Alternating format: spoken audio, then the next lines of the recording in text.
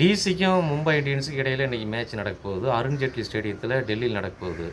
KL ராகுல், Rolls Royce ராகுல் அவர் தலைமையிலான கேப்டன்ஷிப்பு சூப்பராக போயிட்டுருக்கு. ஒரு மேட்ச் கூட தோற்றதில்லை. ஏன்னா அவரே இன்றைக்கி நல்லா ஆடுறாப்புல. 90 ரன் பக்கமாக அடிக்கிறாப்புல போன மேட்ச்சில். அவரும் ஸ்டாப்ஸும் நல்லா பார்ட்னர்ஷிப் பண்ணுறாங்க. அது போக விப்புராஜ் நிகாமும் அசிதோஸு இவங்க 2 பேர் மிடில் ஆர்டரில் கலக்கிறாங்க. இந்த கவலைக்கிடமான விஷயம் அப்படின்னா அந்த ஓப்பனிங்கு, இந்த ஃப்ரேசரு, டூப்ளசி இவங்க 2 பேரும் வந்து சுமாராக தான் ஆடுறாங்க. இன்னொரு ப்ளஸ் பாயிண்ட் என்ன அப்படின்னா அவங்களுடைய பவுலிங்கு வந்து சூப்பராக இருக்குது. எஸ்பெஷலி குல்தீப் யாதவ், மிச்சல் ஸ்டார்க்லாம் வேறு லெவலில் போடுறாங்க. இந்த பக்கம் பார்த்தீங்க அப்படின்னா மும்பை இந்தியன்ஸில் ஹர்திக் பாண்டியா மட்டும் நல்லா ஆடுறாரு. ரோஹித் சர்மா ஆடுறதே கிடையாது. கிரிக்கெட் மறந்துட்டார்னு நினைக்கிறேன். ஃபுட்பாலில் போயிடுவார், ஜாயின் பண்ணிடுவார்னு நினைக்கிறேன். அது மட்டும் இல்லாமல் ஓப்பனிங்கு ரிக்கல்டனு, வில் ஜாக்ஸு இவங்கெல்லாம் ஒன்றுமே ஆடுறதில்ல. ஆகையினால் இன்றைக்கி டெல்லி கேபிட்டல்ஸ் தான் ஜெயிக்கும் அப்படிங்கிறது என்னுடைய ப்ரெடிக்ஷன்.